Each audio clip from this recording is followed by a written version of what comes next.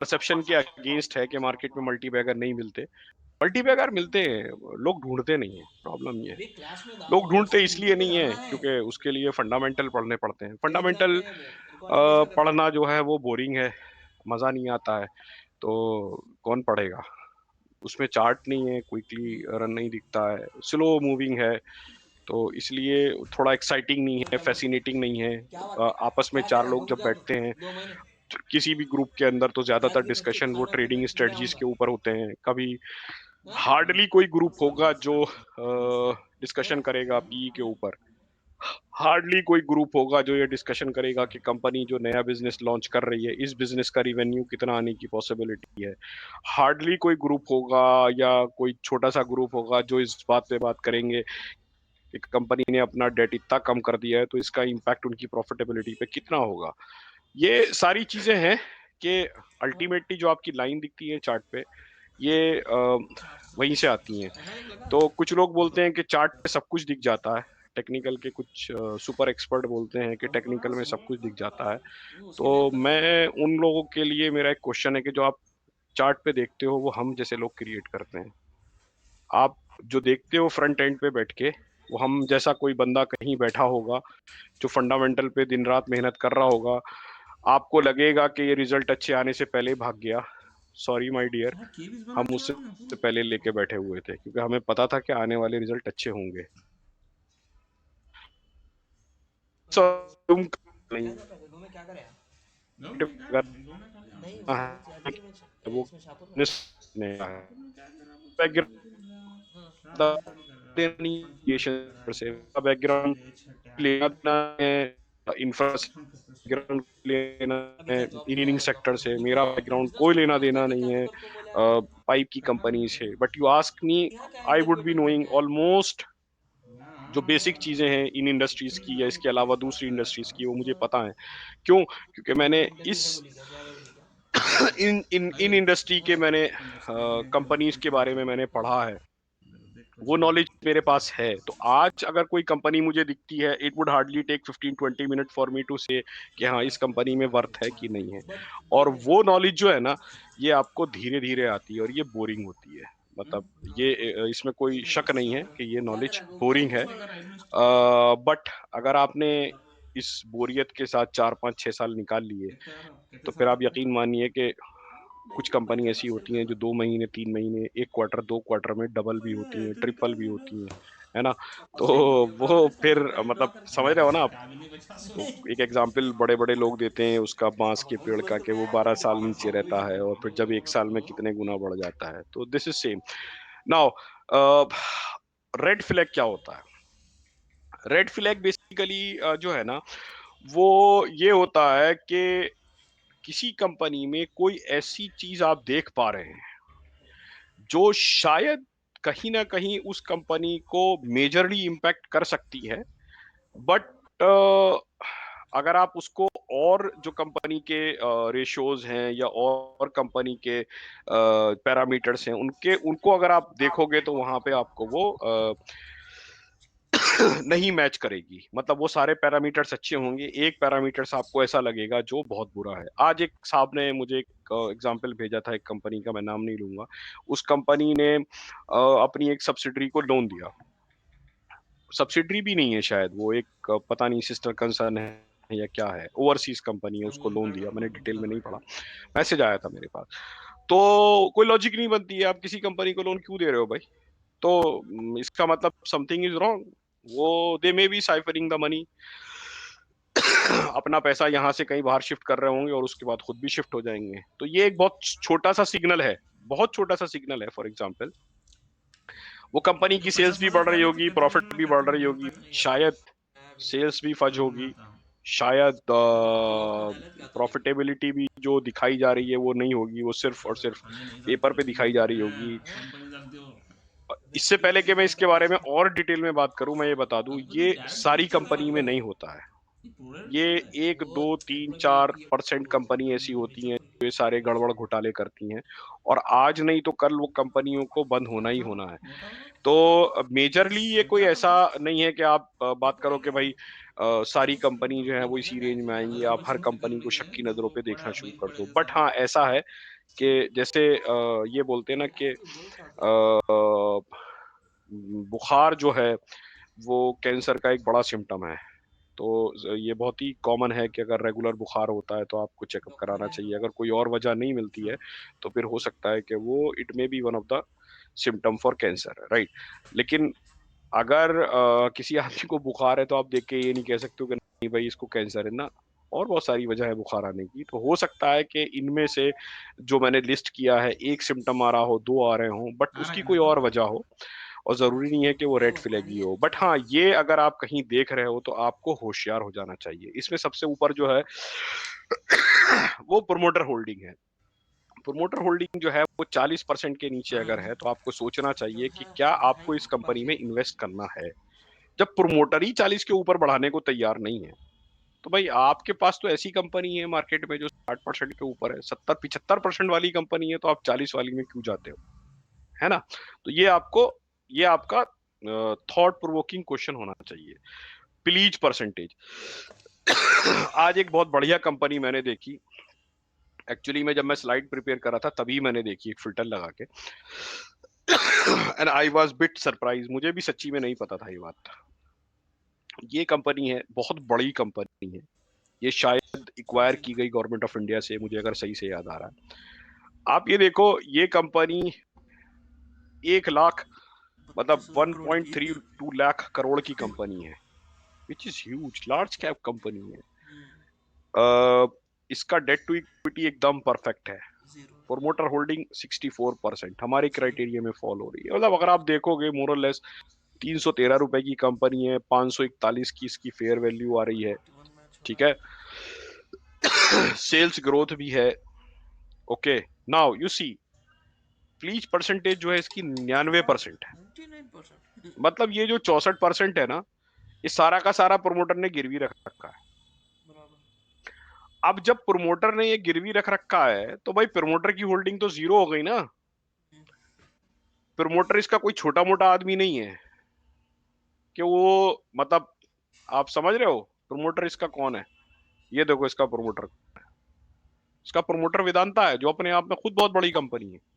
इसमें एफआईआई की भी होल्डिंग है, एसकेआरएल का वेदांता। भले से देखो अपनी वो होल्डिंग कम कर रहे हैं, ठीक है।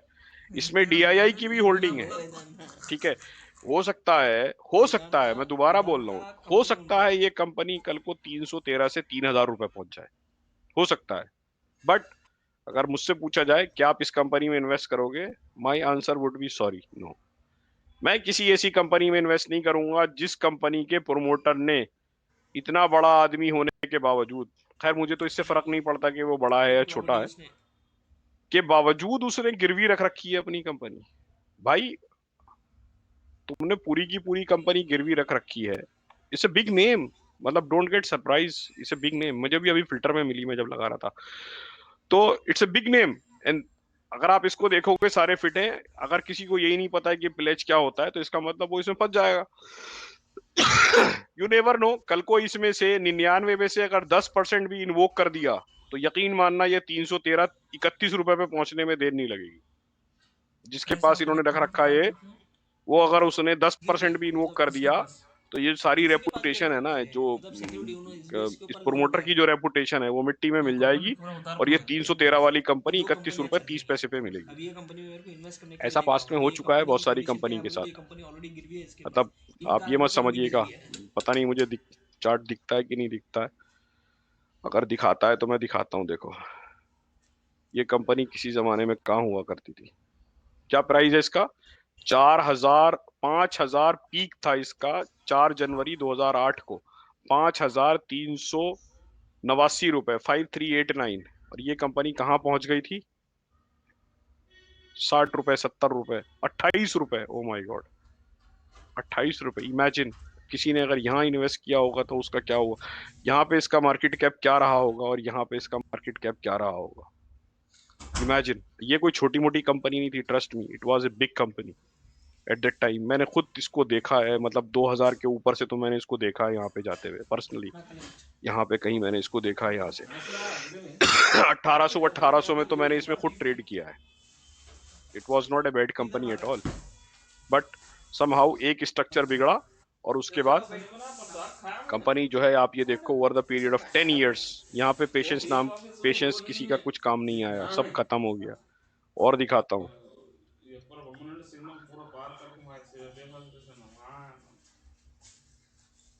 हाँ तो खा ले, चल सी चल तू भी, मैं खाया रे खाना। ये कंपनी, शाम से वगैरह का नहीं हमारे यहाँ कुछ बैठ के गड़बड़ मैं है खा लूँ इसमें। 10 बजे खाते दिस हैं, खाते कंपनी तो वाज नहीं है, भूख लगी थी। Almost 1800 something. अच्छा इन्होंने शायद कुछ किया तो एडजस्ट नहीं हुआ प्राइस, क्या एडजस्ट होना चाहिए था। ये कंपनी 1800 नहीं पे अभी ट्रेड करती थी एक जमाने में, जो अब घट के किसी जमाने में 60-70 रुपए पहुंच गए, 30 पहुंच गई थी शायद मिनिमम। तो कहने का मकसद ये है कि share holding pattern, pledge percentage, debt to equity ये रेशियो, गर्म डेट के करने बारे जाओ में तो मैंने पिछली बार भी बताया था, डेट आपके भाई प्रॉफिट खैर को कर खा भाई, मैं जाता है। तो जीरो क्या सेल्स वाली कंपनी बहुत सारी बाईस हैं नहीं रहे, 22 नहीं रहे, गिरे। जो आपको शायद स्ट्रक्चर में बहुत बढ़िया मिलेंगी, चल चल खा लेकिन ले। सेल्स उनकी जीरो है, अदर इनकम के बलबूते सब कुछ आ रहा है, तो अल्टीमेटली सब कुछ बढ़िया रहेगा, लेकिन बैठ कहीं ना कहीं कंपनी में अंदर खाने कुछ नहीं चल रहा है। इनकंसिस्टेंट सेल्स और या प्रॉफिट जो है, मतलब अप एंड डाउन बहुत ज्यादा हो रहा है। 50 करोड़ की सेल हो रही है, अगले अगले महीने अगले क्वार्टर में जो है 5 करोड़ की सेल है। ऐसा नहीं होता है रियल लाइफ में कि 50 करोड़ से 5 करोड़ आ जाए। 50 करोड़ की 48 हो सकती है, 40 हो सकती है, 50 की 60 हो सकती है, लेकिन ऐसा नहीं कि 50 की घट भाई के एकदम से ग्रेवी खा 5 आ चल चल जाएगी। खा चल खा। नेट प्रॉफिट जो है वो सेल्स के साथ मैच नहीं कर रहा है। सेल्स तो बहुत बढ़िया जा रही है, लेकिन अच्छी नेट सी प्रॉफिट खाना मैच नहीं लेके। कर रहा है। सेल्स घटिया है, नेट प्रॉफिट बढ़ा हुआ ले है, तो खाना ले कहीं ना बाबा, कहीं भूख कुछ लगी थी। लोचा है। ईपीएस जो है वो मैच नहीं कर रही है आपकी प्रॉफिट खाना या खा सेल्स किसकी नहीं? से। मैं बहुत गरम है, गरम ह्यूज है। हाँ? आपकी अदर इनकम है, तो वो भी आपके लिए negative cash flow is other thing. अरे इस मुद्दा हुआ क्या? बहुत सारा कैश रिजर्व लेके बैठी है एक कंपनी, लेकिन डिविडेंड पे नहीं कर रही निकाल ली। है। भाई आप डिविडेंड पे करो ना, या फिर आप ये बताओ कि मुझे इस पैसे का क्या करना है जो मेरे पास कैश में वासी रखा लगा है। यार। ओके, बहुत सारी कंपनी जो है वो पैसा साइफन करती हैं, मतलब वो फॉरेन में सब्सिडरी खोलेंगी और धीरे धीरे पैसा जो है उधर पुश करना शुरू कर देंगी in terms of loan, capital requirement. मैंने एक यूएस में कंपनी खोली, एक क्वार्टर देखता हूँ, 2 क्वार्टर देखता हूँ, 3 क्वार्टर देखता हूँ, भाई कंपनी का जब रिटर्न नहीं आ रहा है तो फिर उस कंपनी को जिंदा रखने की क्या जरूरत है, बंद करो ना। अननेसेसरी क्यों उसमें आप पैसे गवाए जा रहे हो। लॉस मेकिंग सब्सिडरी, बहुत बार आपका ऐसा होगा कि आपको लॉस मेकिंग सब्सिडरी खड़ी है, यूएस में खड़ी है, सिंगापुर में खड़ी है, मॉरिशस में खड़ी है, वो कर क्या रही हैं। कई बार सॉरी, कई बार ऐसा होता है कि कंपनी एकदम अनजान बिजनेस में घुस जाती है। बिजनेस है मान लो चाय का, और घुस गई इंजीनियरिंग में। ये कोई लेना देना थोड़ी है यार, कुछ मिलता जुलता बिजनेस करो ना। कंपनी है, मैं नाम नहीं लूंगा, वो इंटरटेनमेंट में घुस गई। बिजनेस उनका पता नहीं क्या, उनका तो बिजनेस ही क्लियर नहीं है कि वो करना क्या चाहते हैं। वो हर तरीके का बिजनेस करते हैं, मतलब जो मिल जाए वो करने को तैयार रहते हैं। तो यू नेवर नो, कल को वो कंपनी बंद हो जाए। जब प्रोमोटर को यही नहीं पता है कि मुझे करना क्या है, तो फिर ऐसा प्रोमोटर से तो दूर रहना ही बेहतर है। सोशल मीडिया ट्रैप, ये बहुत बड़ा फैक्टर है लोगों के लॉस होने का। बड़े बड़े टारगेट आते हैं, गरम कर आज रहा ये है? कंपनी जो है 2 रुपए की है, मैं क्या थोड़ा ये गरम आपको करूँ क्या? बना सकती है सुपर रिच, ऐसे ऐसे यूट्यूब के हाथ चैनल में हैं। खुला करेंगे। गरम दो कर रुपए खुला का करेंगे। शेयर कल पहुंचेगा पांच ठंडा सौ करे रुपए तो हाथ अच्छी डाले। ब्रेकिंग न्यूज, इस फैलते जा रहा कंपनी ने उस कंपनी को एक्वायर किया। 2 दिन बाद है। देने सुपड़े कंपनी पे का सब फैलते जा रहा क्लैरिफिकेशन आ रहा है, ऐसी कोई खबर नहीं है। आपने 2 रुपए पे खरीदा था, 4 रुपए तक गया, 6 रुपए तक गया, क्लैरिफिकेशन आया, वापस 1 रुपए पे पहुंच गया। 50 रुपए का शेयर 80 पहुंचा, वापस 45 पहुंच गया, 40 पहुंच गया। कोई न्यूज थी नहीं, वो बनाई गई थी एक्चुअली, वो फेक न्यूज थी। किसी भी चैनल से आए, don't trust unless you know कि ऐसा हो रहा है। और नो का तरीका क्या है कि आपको वो मिलेगा कहाँ से, वो आपको मिलेगा कंपनी की वेबसाइट से। ठीक है, आप हो सकता है 100 रुपए की कंपनी में 150 रुपए में घुसो, कोई प्रॉब्लम नहीं है, बट आप कंफर्म तो घुस रहे हो ना। ड्रीम मर्चेंट, रातों रात अमीर बनने के लिए, 5 रुपए का शेयर है, ले लो भाई, पक्का जाएगा भाई, पक्का जाना है, इसको जाना ही जाना है। वो 5 रुपए का शेयर 10 साल तक 5 ही रुपए पड़ा लिया रहता है। लिया अब आपने 1500 कितना टाइम खो दिया, मान लो 50,000 भी पी लगाए लिया। थे, आपको कुछ भी ना मिलता, 2% का रिटर्न भी आप मंथली बनाते ट्रेडिंग में, तो आप कितना बना लेते 5 साल में, है ना। तो ये बेसिकली सोशल मीडिया ट्रैप जो हैं वो फँसाने के लिए होते हैं। जो मतलब बड़े-बड़े जो लोग घुसे हुए होते हैं उनकी एंट्री के बाद जो उनको एग्ज़िट नहीं मिलता है तो उसके लिए सब माहौल तैयार किया जाता है। एक बड़ी कंपनी है जिसके बारे में हर दूसरे दिन, हर क्वार्टर में उसकी एक न्यूज़ आती है कि इस कंपनी का टाई अप फलाँ कंपनी के साथ हो गया। 2 दिन बाद फिर न्यूज़ आती है कि भाई ऐसा कुछ नहीं हुआ। तो कंपनी का शेयर ₹13 से बढ़ के ₹19 पहुँच जाता है, फिर वापस ₹13 पहुँच जाता है। फिर दोबारा न्यूज़ आती है, इस कंपनी का टाई अप फलाँ के साथ हो गया। फिर दोबारा आता है, नहीं साहब ऐसा कुछ नहीं हुआ। कौन कर रहा है ये? बेवकूफ़ बनाया जा रहा है ना हमें। तो ये सब फैक्टर हैं बेसिकली जो एक्चुअली में मतलब रेड फ्लैग के तरीके से काम करते हैं। आपको अपने आँखें और नाक मतलब आँख, आउट ऑफ कान और स्टॉक है नाक ये, जो भी है वो सब खुले रखने चाहिए। आउट ऑफ क्योंकि स्टॉक आप है, ये बचेगा ये समझिए क्या? आप एक ऐसी फील्ड में मॉडल हैं जहाँ पर सारी दुनिया आपके खिलाफ है। हर कोई आपको अपना माल महँगे में बेचना चाहता है और फिर आपसे सस्ते में खरीदना चाहता है। ये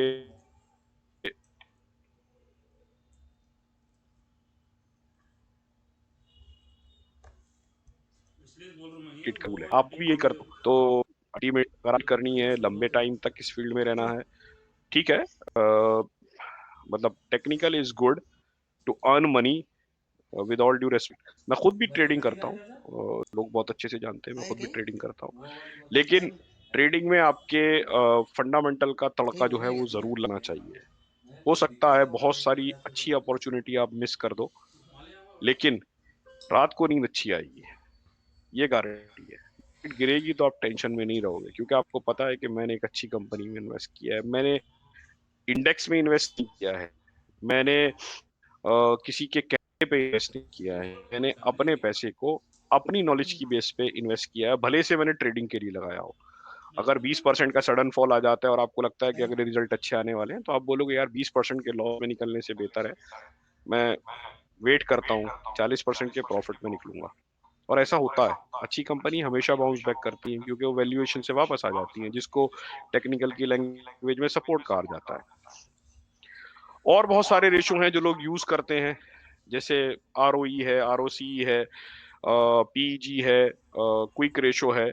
तो लेकिन असल में फंडामेंटल मैं जो बात कहता हूँ, मैं ये बात कहता हूँ कि टेक्निकल में आप 1 या 2 स्ट्रेटजी पढ़ें, जो भी आपको अच्छी लगें, आपकी समझ में अच्छे से आएँ और आपको उनके बारे में थॉरो नॉलेज हो। उनको आप बार-बार, बार-बार, बार-बार आप प्रैक्टिस करते रहो। इतना प्रैक्टिस करो कि वो स्ट्रेटजी आपकी टिप पे आ जाए कि कहाँ से बाउंस बैक होना है और कहाँ से एंट्री लेनी है, कहाँ पे एग्ज़िट करना है। This is for technical. Technical में आप अगर ज़्यादा इंडिकेटर पढ़ोगे, टेक्निकल में अगर आप ज़्यादा डीप में जाने की कोशिश करोगे, तो शायद आपको कन्फ्यूज़न होगा। मतलब it would lead to a situation where एक इंडिकेटर कह रहा होगा कि घुस जाओ, दूसरा इंडिकेटर कह रहा होगा नहीं अभी रुक जाओ और शेयर भाग जाएगा और आप बैठे हुए इंतजार करते रहोगे। ऐसा एक्चुअल में होता है। नाउ अगर फंडामेंटल में आप ज़्यादा इन्वेस्ट करते हो टाइम, अपना ज़्यादा पढ़ने की कोशिश करते हो, तो यकीन मानिए फंडामेंटल एक ऐसी चीज़ है जो हमेशा आपकी नॉलेज को वाइडन करने की कोशिश करेगी। आपका बेस जो है वो इतना स्ट्रांग हो जाएगा, इतना स्ट्रांग हो जाएगा कि by the time chart will tell you कि ये कंपनी भागने वाली है, आप उससे पहले ही ये जानते होंगे कि ये कंपनी भागने वाली है। हो सकता है आपकी टाइमिंग 19-20 हो जाए, आप 2 हफ्ता पहले लेके बैठे हों चार्ट पे, वो 2 हफ्ते बाद भागे, ऐसा हो सकता है क्योंकि एंट्री एग्ज़िट तो ज़ाहिर-सी बात है प्राइस वॉल्यूम से ही आती है। बट आपको कंपनी के अंदर से अंदाज़ा होगा क्योंकि यू नो कि कंपनी ने नया प्लांट शुरू किया था, उसका रिवेन्यू कब आने वाला है, यू नो कंपनी ने जो एक्सपेंशन किया था वो कब कंप्लीट होने वाला है, यू नो कंपनी अपना डेट जो है वो पे कर रही है और नेक्स्ट क्वार्टर में कंपनी डेट फ्री हो जाएगी। तो you know all these things and that is why आपको पता है कि कंपनी अब जो है वो ग्रोथ फेज़ में आने वाली है इन टर्म्स ऑफ रिटर्न। तो फंडामेंटल को आप जितना पढ़ेंगे उतना कम है। मतलब उसके लिए आप सारी उम्र भी पढ़ते रहें तो शायद मतलब मैं खुद नहीं कह सकता कि मुझे सब कुछ आता है इन टर्म्स ऑफ फंडामेंटल। मुझे भी बहुत थोड़ा सा आता है, मतलब जो मैंने आपके सामने पढ़ा, दो चार चीजें जानता हूँ, क्योंकि मैं नॉर्मली चीजों को ऐसे देखने की कोशिश करता हूँ जैसे मेरी लाइफ में जो चीजें हो रही होती हैं, कि सामने वाली दुकान है तो ये कैसे चल रही है, या कोई बिजनेस जिसे मैं जानता हूँ वो कैसे चल रहा है, क्योंकि अल्टीमेटली बिजनेस कोई सा भी हो, सारा का सारा खेल जो है वो सेल्स प्रॉफिट का होता है ना। तो this is about today's session. अगर आपको बहुत ज्यादा मतलब डिटेल में एक एक चीज के बारे में सीखना है, तो मतलब मैं एक्सक्लूसिवली फंडामेंटल का बंदा हूँ। आप लोग अगर नहीं जानते हैं, और फंडामेंटल बेस्ड ट्रेडिंग भी मैं करता हूँ, मतलब ट्रेडिंग भी मैं फंडामेंटल बेस ही करता हूँ। मैं सिर्फ आपको बता नहीं रहा हूँ कि आप ऐसा करिए, मैं एक्चुअली मैं ऐसा करता हूँ। तो बहुत सारी एक एंट्री छोड़ देता हूँ मैं। तो this is what I do, and I feel कि अगर आप करोगे तो इंशाल्लाह आपको फायदा होगा, अल्लाह ने चाहा तो। अब किसी का अगर कोई क्वेश्चन है तो बताए, मैं इंशाल्लाह लेने की कोशिश करता हूँ। जी भाई, अस्सलाम वालेकुम। वालेकुम अस्सलाम जी इमरान भाई। आपने जो बोला ना कि मैं फंडामेंटली करता जी मतलब भाई। ट्रेडिंग, तो यही यही अपना भी रहता है। और ज्यादा मैं भी यही बोलता हूँ कि भाई आप ठीक है टेक्निकल देख रहे हो सही है, लेकिन फंडामेंटली स्ट्रांग में ही हो ना, सारी चीजें देखो। तो ये ज्यादातर कोशिश रहती है कि करेक्ट। फंडामेंटली स्टॉक जो है स्टॉक लिया जाए, तो उसमें ज्यादा दिक्कत नहीं रहती। अगर गिरता भी है या कुछ मार्केट में प्रॉब्लम आती है ना, तो बंदा बेफिक्र जी रहता है उसमें।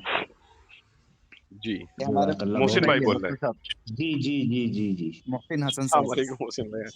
जी जी, पहली बार आपसे बात हो रही है मोहसिन भाई। अस्सलाम जी वालेकुम। वालेकुम सलाम रहमतुल्लाह। आपने माशाल्लाह बुखार में और तबीयत भी आपकी सही नहीं है, आपने जो है ये सेशन लिया, बहुत बहुत शुक्रिया इसका। तो अरे नहीं ये है, ये तो मेरा जिम्मेदारी है भाई। एक्चुअली पता नहीं क्या बात है, देखो आपकी और मेरी बातें काफी सारी मिल रही है। मेरे को भी बुखार है, कल ही हुआ था, ऑफिस भी नहीं जाना हुआ। और जी आपने जो लास्ट में ये बात कही ना, मैं टेक्निक फंडामेंटली स्ट्रांग में ही करता हूँ, तो मैं भी फंडामेंटली ज्यादा देखता हूँ एक्चुअली, ज्यादातर। उसमें हाँ, पीस ऑफ माइंड रहता है असल में, आप पीस सुकून ऑफ से माइंड। अभी जैसे मार्केट में पीछे हुआ था ना, अभी बहुत ज्यादा गिर गई थी, मतलब बहुत जी दिक्कत थी। तो बंदे को ये है कि फंडामेंटली स्ट्रांग में पड़ा हुआ है। टाटा का था कुछ, और थोड़े और थे कि ठीक है, गिरेगा तो गिर जाएगा, कोई दिक्कत नहीं। लेकिन पैनी में चले गए और जो है ऑल टाइम हाई पर खरीद के बैठ गए, तो वहां दिक्कत है थोड़ी, बस ये है। जी मोहसिन भाई, किसी का जी कोई जी। सवाल तो है? जी जी फैसल भाई, मेरा एक सवाल है। जी भाई। मैं एक्चुअली टेक्निकली देखता हूँ, ये फंडामेंटल देखने में थोड़ा डर लगता है एक्चुअली, फ्रैंकली स्पीकिंग। उसमें कैसा है कि रिजल्ट्स, अभी जो रिजल्ट्स है वो एवरी क्वार्टरली रिलीज होते हैं, तो बीच में क्या हुआ पता नहीं चलता हो। तो उसमें ट्रेड करने मतलब वो उसमें थोड़ा देखने के लिए कभी कभी है ना, हिचकिचाहट होती है। कैसा उसको वो करना चाहिए? नहीं, डर क्या लगता है? वही के कुछ रिजल्ट्स गलत आएंगे, तो अगर जब मैं आज स्ट्रेट लिया हसीब तो भाई, फिर आप वो नेगेटिव आप में चला करते जाएगा। क्या है? हसीब भाई, आप क्या करते हैं? जॉब करते हैं, बिजनेस करते हैं? मैं इंजीनियर हूँ, मैं जॉब ही करता हूँ। माशाल्लाह। तो आपको ऑफर आएगी तो आप किसी नई कंपनी के बारे में थोड़ा सा तो R&D करेंगे, करेक्ट? जी मतलब आप ये सोच के, मान लो कल को कोई धारावी की कोई कंपनी आपको आपके करंट पैकेज से 10 गुना पैकेज की ऊपर ऑफर लेटर दे, और वो आपसे कहे कि आप अगले हफ्ते ज्वाइन कर लो, हम आपका जो नोटिस पीरियड है उसको भी बाई इन करते हैं, नया स्टार्टअप है हमारा, आपका करंट पैकेज 10 लाख का है, आप 50 लाख हम आपको ऑफर कर रहे हैं, आप आ जाओ, what would be your answer?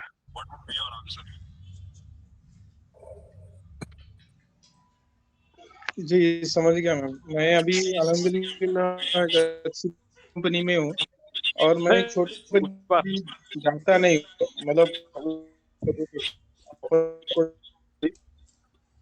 Company है, प्रेजेंट कंपनी से एटलीस्ट बराबर तो होना चाहिए। तो मतलब कहने का मकसद ये है कि just because something is looking very good technical setup, मतलब कंपनी ने आपको अच्छा ऑफर लेटर दिया है, गारंटी नहीं है कि वो आप उस कंपनी के पास आपका फ्यूचर सिक्योर है ना?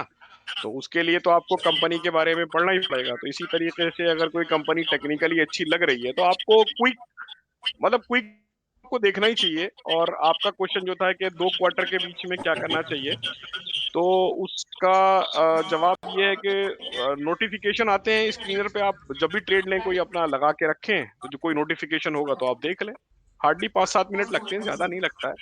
थोड़ा सा हैबिट बनाने की बात है और कुछ नहीं। ठीक है ना? ठीक है, आई जजाक होप आई अल्लाह। Answer your question, right? हाँ हाँ हाँ। सर हम कंपनी के नेट कैश फ्लो को किस तरह से ले, जबकि फंडामेंटल में सभी गुड हो, फिर कैश फ्लो 1 या 2 करोड़ का माइनस दिख रहा हो, तो उसको कैसे कंसिडर करें? फंडामेंटल में सभी गुड होने का मतलब क्या है बदरुद्दीन भाई, आपके हिसाब से? कल और आज के कंपनी बारे में हमने जो बात करी उसके बाद अगर उसी साल तो ये वापस जो नॉइज आ रही है, किसी ने अपना स्पीकर ऑन कर रखा है, बंद करेंगे आप प्लीज? सिप्रा भाई आप अपने आप को म्यूट करेंगे, Mohammad Sipra? Okay okay sir, 1 minute.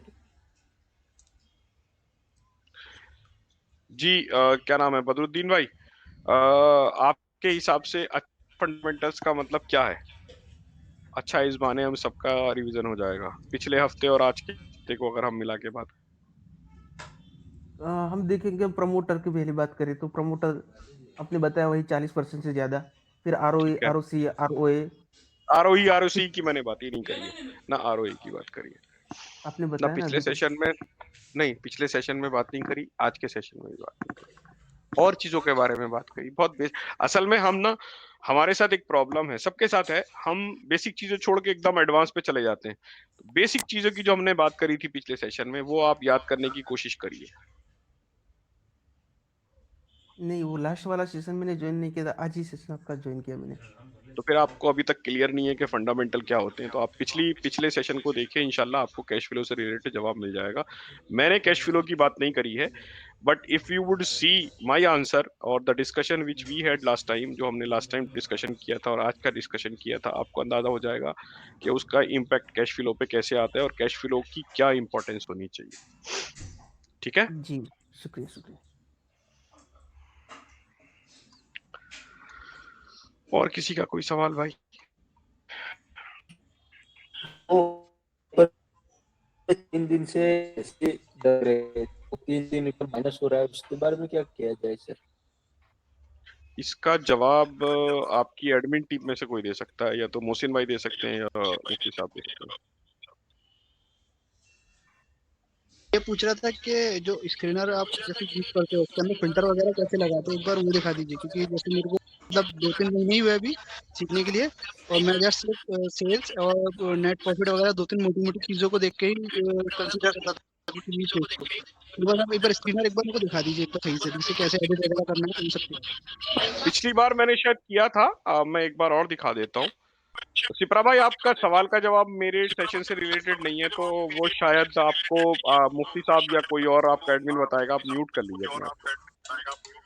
ठीक है। तो मैं आपको बताता हूँ, स्क्रीनर में जैसे आपको सेल्स ग्रोथ देखनी है, for example sales growth should be more than 10% या 15%, जो भी माननी है आप ऐसे लगाइए।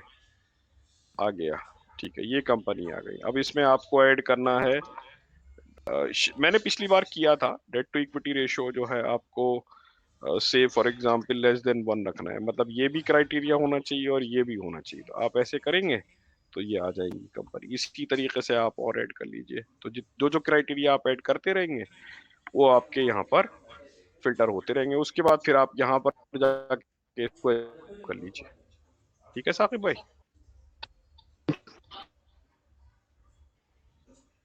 जी, किसका?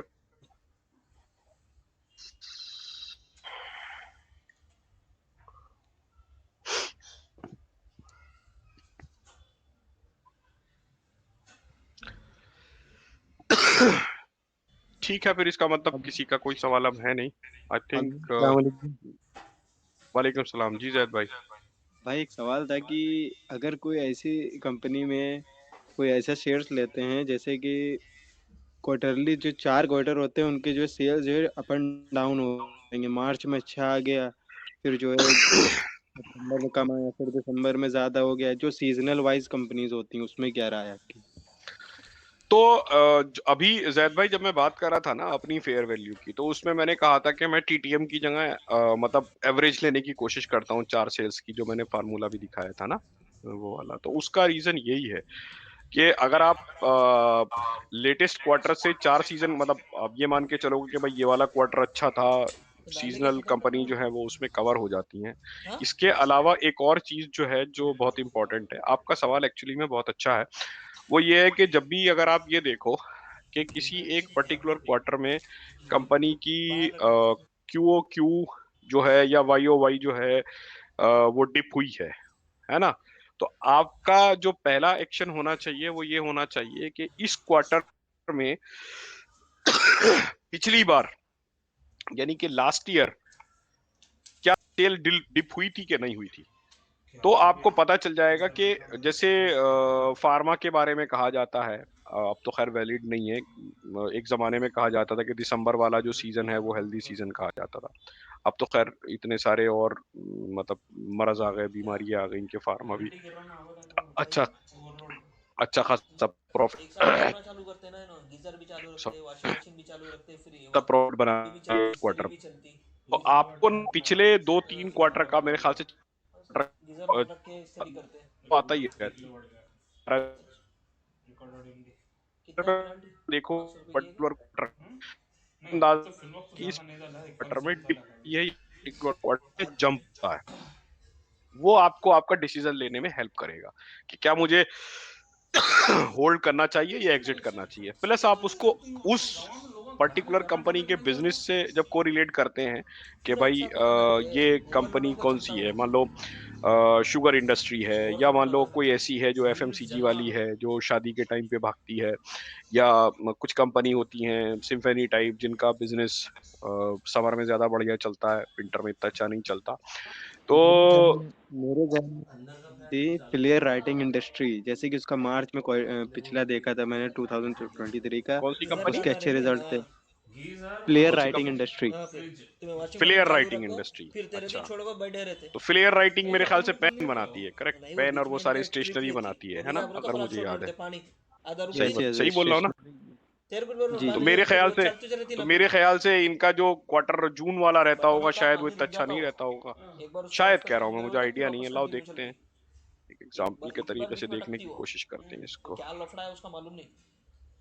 वो क्या होता है चल रही फ्लेयर, समझ वो क्या है चल रही समझ के ना छोड़ के हम बैठे रहते। अभी खलास हो। फ्लेयर ये नई हमें नई आया लिस्ट नहीं हुई तब हुई भी जाके कंपनी है बड़ा ना नाम मेरे खटाम ख्याल से। करके बोला था खलास जब तक। क्वार्टरली रिजल्ट जी। भी इनके 3-4 ही हैं, 224 मोर और लेस यही सेल के आसपास घूम रही है। ये थोड़ी सी सेल यहाँ पे डिप हुई है 15 करोड़ की। 210 करोड़ 215 करोड़ का तो बेस आपको इसका मान के चलेंगे ही ना। ये लिस्ट कब हुई है कंपनी, कंपनी नहीं लिस्ट नहीं हुई है है अभी। दिसंबर में, यानी कि 3 महीने भी नहीं हुए ना इसको। तो अब ये सारा तो बेकार है, मतलब फिर वही देख रहा था जो प्री आईपीओ डेटा है ना वो हाँ तो तेरा यू देख नेवर उस नो कि कंपनी की देख क्या रहा था। हुआ होगा, कैसे हुआ रिजल्ट देख होगा। रहे थे। तेरा देखे हम प्री मेरा आईपीओ देख रहे थे डेटा कितना इज था। मतलब लोग बोलते हैं कि सेशन तो ट्रेसिंग उसका की जब जाती है भी उसकी सेशन तो आईपीओ से पहले। अच्छा ये तो अब ये इसका मेरे जी कितने दिन का सॉरी, सेशन तो आज तो नहीं ये शायद कल पहला परसों पहला स्टार्ट हुआ था रिजल्ट आया है दिसंबर इनका में। ना, करेक्ट, ये पहला नहीं रिजल्ट डॉक्टर आया है। जी, फैसल ने दी तो दिसंबर का थे रिजल्ट है। वैसे। पहला रिजल्ट है आईपीओ के बाद। आप मतलब मैं जो करता हूँ आईपीओ वाली कंपनी में, वो इस रिजल्ट को बेसिकली मैं बेस बनाता हूँ इन्वेस्टमेंट के डिसीजन लेने के लिए, कि जो आईपीओ के बाद जो पहला रिजल्ट आता है वो आपकी बेस है। मान लो जैसे ये 51 करोड़ है और ये आपका से फॉर एग्जांपल होता 60 करोड़, 70 करोड़, तो इसका मतलब कंपनी ने अपना आईपीओ लाया था वो अपनी वैल्यूएशन से कम पे ही लाए थे, वो जस्टिफाई करके लेके आए थे। अब अगर मैं इसको ऐसे देखूं कि भाई ये यहाँ पर 51 थी, आप ऐसे सोचो, सिर्फ एक बात सोचो logically, with all due respect to Flair and their management, I have no authority to question their integrity, ठीक है। तो 51 करोड़ का यहाँ पे एक बिजनेस था किसी कंपनी का, और वो बिजनेस 1 साल बाद घट के, ऑपरेटिंग प्रॉफिट सॉरी, 1 साल बाद घट के वो 51 से 33 हो गया। आपका आधा प्रॉफिट साल भर में कहाँ चला गया भाई? ये साल भर की बात कर रहे हैं, इसको छोड़ दो, इसकी हम बात ही नहीं कर रहे। आपने एक दुकान खोली थी जो साल में आपको 51 करोड़ दे रही थी 1 साल पहले, और अचानक से उसका प्रॉफिट 33 करोड़ हो गया। कुछ ना कुछ तो लोचा है बीच में। लोचा क्या हो सकता है? या तो ये नंबर गलत थे, यही होगा ना, या तो ये नंबर गलत थे, बढ़ा चढ़ा के बताए गए थे, या यहाँ पर कुछ गड़बड़ हुई है। समझे आप मेरी बात? तो मैं जो आईपीओ की कंपनी में बेस बनाता हूँ, ये देखो ऑपरेटिंग मार्जिन 23% दिखाया था। फ्लेयर मार्केट में अगर 23% ले रहा था, मुझे आप एक बात बताओ, तुम आप कहने एक वाले की क्या कंपनी जरूरत है चला रहे इसमें? हो और आपने प्रोडक्ट अपने 20% के मार्जिन पे बेच रहे हो, ठीक है ना? सडनली आप आईपीओ लेके आते हो और वो मार्जिन का 23% से घट के 15% हो जाता है। क्यों भाई? जो मार्केट में प्रोडक्ट है उस पे आपकी कम हो गई। कोई रीजन समझ में आता है?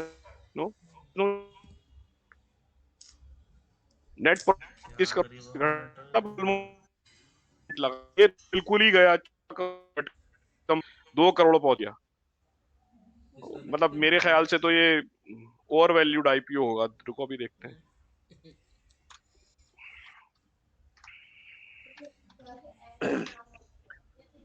हमारा जनक आईपीओ छोड़ा तो गए उधर मिले परसों लॉन्च हो गए आईपीओ के मामले में मैं इन साहब को बड़ा भरोसा करता हूँ। मतलब मुझे ये काफी रिलायबल आदमी लगते हैं। जीरो था। वो लिखते हैं कि फुल्ली प्राइस है, फुल्ली प्राइस लिखते हैं। डिटेल में तो फिर पूरा सेशन अलग। पेन की कंपनी है नहीं, फ्लेयर। फुल प्राइस मतलब जितने रुपए पे भी आईपीओ आया था वो परफेक्ट था। उसके ऊपर जाने की उस टाइम पे कोई ऐसी वो नहीं थी। हाँ, लॉन्ग टर्म के लिए ठीक है, तो मतलब ठीक ठाक है, कोई ऐसा वो नहीं था। अब इसको कम आप करो, fair fair when we have other company. Koyo Camlin was, I believe, much better. कोयो Camlin तो खैर मैं शायद 70-72 से ट्रैक कर रहा था। देखो अगर यहाँ कहीं आ रहा होगा, मुझे याद नहीं आ रहा। 71% का रिटर्न देके गई है। मुझे 70-72 से ट्रैक कर रहा था मैं, इसको याद है मुझे। तो S Chand is, I think I was also tracking S Chand. S Chand और ये कोयो कैमलिन नहीं, इसमें नहीं। मैंने लिया था, एंट्री ली थी। तो कोयो कैमलिन और ऑलमोस्ट की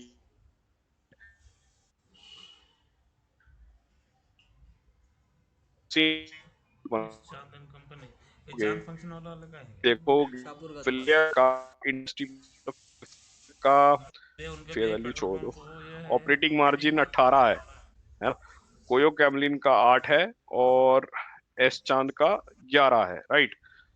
और इसके बाद ईपीएस इनका क्वार्टर 2 है, इनका 0.5 है, और एस चांद का तो माइनस से पहुंच गया। इस बार कुछ गड़बड़ हुई होगी यहाँ पे। और ये तो नई कंपनी है। प्रमोटर होल्डिंग वैसे भी 78 बता रहा है, तो कम जाएगा। ये तो 75 करना पड़ेगा फैसल भाई मार्केट में। जी भाई। जी, तो आप क्या हो, मतलब जैसे नया आईपीओ आता है तो उसमें मतलब जब तक आप आईपीओ के बाद का क्या कहना चाहिए, एक क्वार्टर का रिजल्ट, और एसएमई में हाफ ईयरली, हाफ क्वार्टर का रिजल्ट ना देख लें। अच्छा, तो एक क्वार्टर का रिजल्ट, जैसे अभी हमें मुफ्ती का एग्जांपल ले रहा हूँ, तो फर्स्ट क्वार्टर मतलब पहले रिजल्ट आया था ना उसका,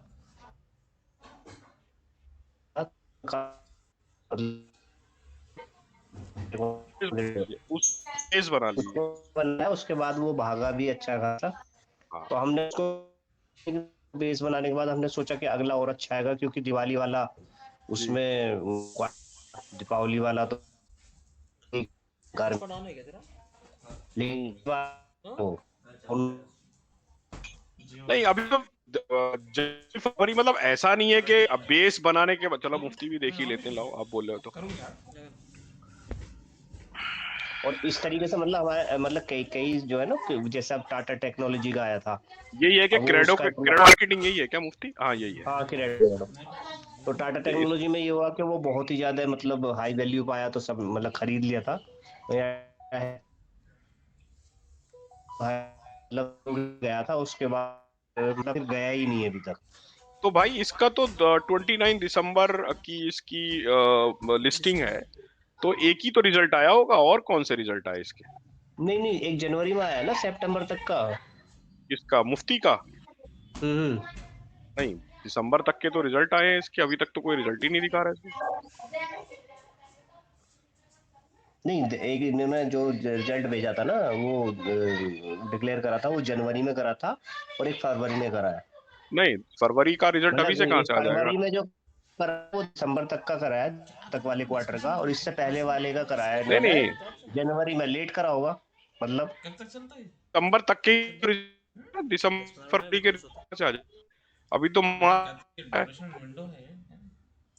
और वाले कैसा कॉल कैसा व्हाट्सएप ग्रुप में कॉल कैसा नहीं नहीं, वो अभी दिसंबर तक का आ चुका है ना, अभी तो आया है 15-14 में। मैं वही तो कह रहा हूँ कि जो रिजल्ट आया है ये पहला रिजल्ट है लिस्टिंग के बाद। अभी आप देखो ना, मतलब इसका जनवरी में भी आया है एक्चुअली, क्योंकि नहीं, हमारे कैसे आ पास था जाएगा? जनवरी का लगभग रिजल्ट तो ग्रुप आ में ही नहीं बहुत। सकता ना, आया है मोहसिन, जनवरी का रिजल्ट। वो रिजल्ट दिसंबर तक का आया है, वो जनवरी वो सितंबर तक का आया ना, दिसंबर तक का आया है। दिसंबर क्वार्टर का इन्होंने रिजल्ट जनवरी में क्या ना, कब तक का? कंफ्यूजन है। दिसंबर जो अभी जनवरी से लेके फरवरी, जो फरवरी अभी जो रिजल्ट सीजन खत्म हुआ है या जो चल रहा है 15 फरवरी तक जो खत्म हुआ है, वो दिसंबर क्वार्टर का रिजल्ट है ना। वही मैं बोल रहा हूँ, अभी जो रिजल्ट आया है वो दिसंबर तक का आया है, ठीक है ना। अभी वो आया है हाँ अक्टूबर नवंबर दिसंबर, ठीक है ना, यही राइट, आएगा ये ना। पहला, ये लिस्ट के बाद पहला रिजल्ट है ना, ये दिसंबर की लिस्टिंग है ना, लिस्ट ये 29 दिसंबर फैसल भाई, 2023।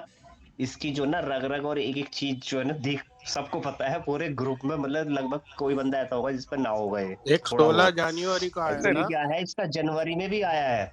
16 जनवरी आया था। कौन सी तारीख को साहब आया मैं है थोड़ा सम भाई? करता हूँ नहीं, मैं। 16 जनवरी, अरे भाई 16 जनवरी होगा। नहीं, देखते हैं कोई मतलब था, चेक कर लो आप। ये रहा देखो, फॉर द क्वार्टर, ये रहा, ये वाला रिजल्ट आया ना, ये कब आया है? 14/2, ये 14 फरवरी को आया है रिजल्ट इसका, ये ये आया रिजल्ट है, जो और आया। इससे पहला कब आया? देखो ये देख लेते हैं कौन से क्वार्टर का था। ये तो ये अभी दिसंबर लास्ट के क्वार्टर क्वार्टर में। का रिजल्ट है, ये दिसंबर के हाँ क्वार्टर हाँ, का रिजल्ट है। अब इससे पहले ठीक तो है। रिजल्ट आने का सवाल ही नहीं है, क्योंकि वो रिजल्ट तो आपका क्या कहना चाहिए, लिस्ट ही ये कब हुई है। इससे पहले तो एक रिजल्ट सितंबर ठीक है, मैं 2016 एक, मैं भी देख लेता हूँ। तो ये कंपनी क्या पहले से लिस्टेड थी? नहीं नहीं, पहले से लिस्टेड नहीं थी, कब कब लिस्टेड हो दिखा रहा है इसमें, एक मिनट। भाई 28/12 की लिस्टिंग दिखा रहा है, 14 न्यू लिस्टिंग है ये फरवरी 28/12 की। ये कौन सा रिजल्ट है, लाओ इसको भी देखते हैं।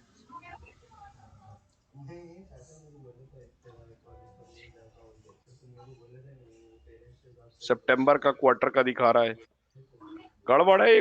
ये वाला रिजल्ट तो मतलब कोई जस्टिफाइड ही नहीं है कि सितंबर का रिजल्ट इन्हें देने की जरूरत ही नहीं है, या तो कुछ इन्होंने लिस्टिंग के टाइम पे कुछ किया होगा जिसकी वजह से। भाई लिस्टिंग से पहले के जो रिजल्ट हैं वो तो डीएचआरपी में जैसे जाते हैं लिस्टिंग ना। हुई थी ना, मतलब हाँ लिस्टिंग होने के मतलब कुछ दिन बाद ही ये आ गया था।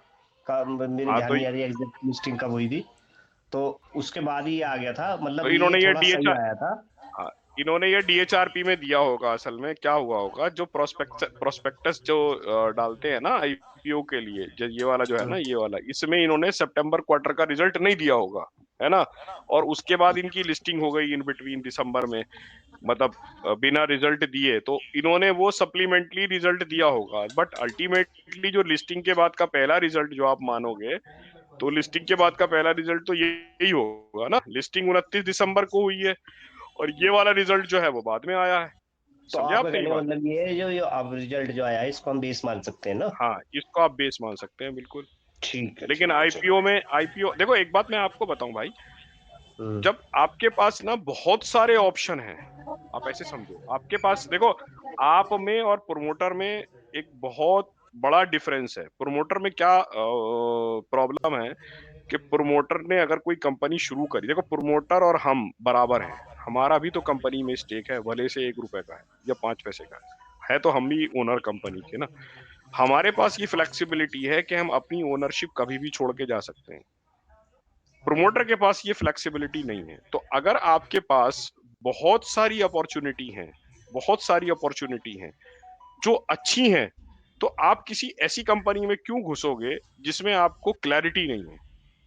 ठीक है? तो अल्टीमेटली अगर आप ऐसा डेंट देखते हो, चलो मैं ये मानता हूँ, यहाँ पे ही मान लेता हूँ, ये 51 से 57 है, ये रिजल्ट नहीं आया है मान लो, तो it is not a huge growth. मतलब 51 से 57 हुआ है 1 साल के अंदर 6 करोड़। मतलब व्हाई मैं ट्रेडिंग की बात नहीं कर रहा हूँ, क्योंकि ट्रेडिंग में देखो आप प्राइस वॉल्यूम का एक्शन देखते हो। मैं इन्वेस्टमेंट की बात कर रहा हूँ। इन्वेस्टमेंट अगर मैं करूंगा तो फिर मैं ये कंपनी देखूंगा ना जो यहाँ से यहाँ तक कम से कम 1 क्वार्टर में, 2 क्वार्टर में, 3 क्वार्टर में 15-20% की ग्रोथ दे रही हो। समझे आप? मेरे पास ऑप्शन है, मैं मना नहीं कर रहा हूँ कि आप ऐसी कंपनी में इन्वेस्ट मत करिए, नहीं, but I would always go in those company जहां पे मुझे रिटर्न जो है वो जाने की ability है। गलत डिसीजन हमारे पास देखो ये फ्लेक्सिबिलिटी हमेशा रहती है कि हमें गलत डिसीजन लें, क्योंकि हम आदमी हैं तो हम गलत डिसीजन ले सकते हैं, इंसान से गलती होती है ना? लेकिन जानबूझ के हम अगर कहीं कोई गलत फैसला ले रहे हैं तो उसकी रिग्रेट जो है वो ज्यादा होती है। आप यहाँ पे देख लो, इस कंपनी की ईपीएस सितंबर में जब ये कंपनी लिस्ट हुई होगी तो ये वाला डेटा तो कम से कम रहा ही होगा, जून तक का। ये सितंबर का इन्होंने गलत दिया, बाद में दिया, जहां जून तक का तो इनके पास रहा ही होगा। अब आप ये देखो, जब आप दिसंबर में ये डिसीजन ले रहे थे कि मुझे इस कंपनी को खरीदना है, तो 80 से इसकी ईपीएस 60 हुई, 60 से इसकी ईपीएस 1 हो गई, यानी कि 180 इसकी, मतलब 180 टाइम्स इसकी ईपीएस जो है वो घट गई। तो why would anyone invest in A company जिसकी ईपीएस 9 महीने के अंदर अंदर 80 से घट के 2 रुपए आ गई? समझ रहे हो आप मेरी बात? इन्वेस्टमेंट के लिए नहीं लिया था, ये तो बस ऐसे ही थोड़ा ले लिया था। लेने के हाँ बाद मतलब थोड़ा सा मतलब 10-20 पॉइंट पे अपना निकल जाना था, हाँ, वो एक अलग ये बात है। था। फिर मतलब और फिर मैं उसमें फिर फिर ये मतलब उसमें एक्चुअली उसमें निकल भी गए थे, हाँ और अच्छा खासा उसमें मिल भी गया था, मतलब ठीक ठाक क्वांटिटी ले ली थी। तो अभी ये था, हमें हमारे को ये लग रहा था कि मतलब अभी जो देखो नेक्स्ट रिजल्ट आएगा, क्योंकि वो इतना ध्यान नहीं।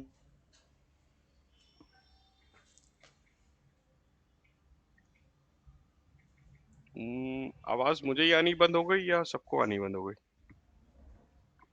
सभी को नहीं आ रही है। अच्छा, उनका क्वेश्चन ही खत्म हो गया है शायद। I hope I made my point. मतलब you know better than me about technical, तो मैं टेक्निकल की तो खैर बात देखो नहीं करता हूँ।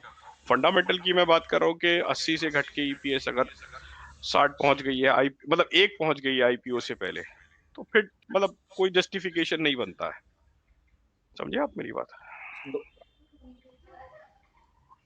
और 2-3 किसी का कंपनियों कोई में इस सवाल? तरीके से हुआ है, क्योंकि अभी फिर हमने ये सोचा कि जैसे आईपीओ आएगा तो हमें उसको बाय करना ही नहीं है, मतलब सीधी सी बात है। मैं यही बात कहने की कोशिश कर रहा था कि अगर आपके पास हाँ, अपॉर्चुनिटी और आईपीओ को अच्छी। आईपीओ वाले दिन भी नहीं करना है, और उसके बाद मतलब आने दो उसका रिजल्ट, उसके बाद देखेंगे। इससे अलावा काफी कंपनी है, जैसे और कंपनी ऑलरेडी लिस्टेड है ना, उनकी सारी चाल पता रहती है, उनका प्राइस एक्शन, उनकी हर चीज पता रहती है, लगभग लगभग सब चीज खुल के सामने आ जाती है उनकी। तो आईपीओ में तो वो एक बेटर नई स्ट्रेटजी रहती है ना, टेक्निकल में मुझे तो ज्यादा नहीं आती है, कि वो आईपीओ बेस बनाने के बाद ऊपर जाएगा तभी आप खरीदेंगे, वरना नहीं लेंगे। करेक्ट? वो आईपीओ बेस स्ट्रेटजी जो कहलाती है टेक्निकल की, है ना, जी कि आईपीओ प्राइस के ऊपर कंसोलिडेशन के बाद जाए तभी आप एंट्री ले। तो बट जी मतलब हैविंग सेड दैट, लोग ऐसा बोलते हैं कि आईपीओ आने से पहले कंपनी जो है वो 2-3 साल प्रिपेयर करती है और अपनी पूरी बैलेंस शीट को क्लियर करने की कोशिश करती है, ताकि आईपीओ में वैल्यूएशन अच्छी दिखाई दे। ये अमूमन ऐसा होता है, लोग ऐसा बोलते हैं। तो मैं पर्सनली तो आईपीओ वाली कंपनी, देखो मैं आईपीओ में अप्लाई नहीं करता हूँ एसएमई के अलावा। अगर आप मेरी बात पूछोगे, मैं एसएमई आईपीओ में अप्लाई करता हूँ। दूसरी बात, अच्छा हाँ, मैं एसएमई में बहुत हैवीली इन्वेस्टेड रहता हूँ। मैं लोगों को ये एडवाइस करता हूँ कि एसएमई में बिल्कुल भी इन्वेस्ट ना करें। बहुत ज्यादा रिस्क फैक्टर रहता है, लेकिन मेरा पर्सनल पोर्टफोलियो में एक अच्छी खासी स्पेस है एसएमई की।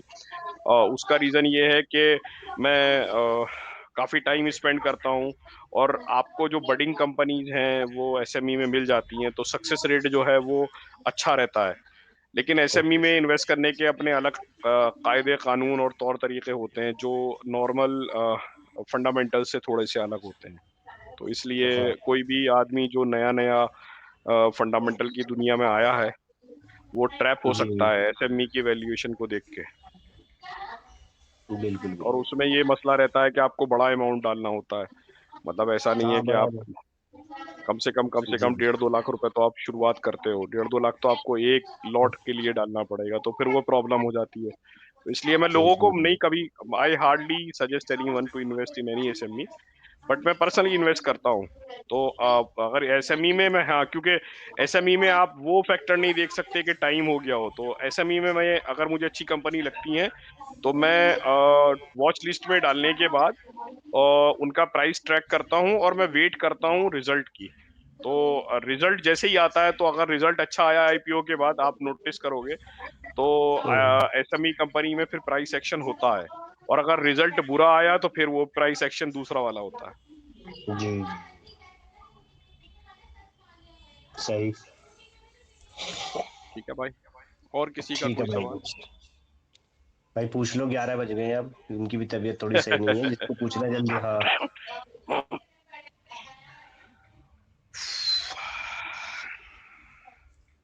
मेरे ख्याल मुझे से अब लग रहा है किसी कि का कोई कोई, क्वेश्चन है नहीं शायद अब।